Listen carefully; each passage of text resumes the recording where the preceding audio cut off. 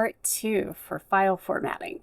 Okay, print format, yes, it's the end file that you're going to use to upload to platforms is a PDF. However, it is not just a regular PDF that you and me create on our computer and voila, you're done. So you can't just take your Word document and say save as PDF and upload it. It doesn't work that way.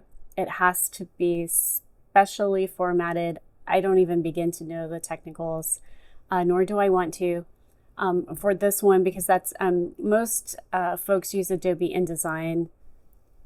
I didn't have the time or patience for that learning curve. So again, I hired someone on Fiverr for that. She was great.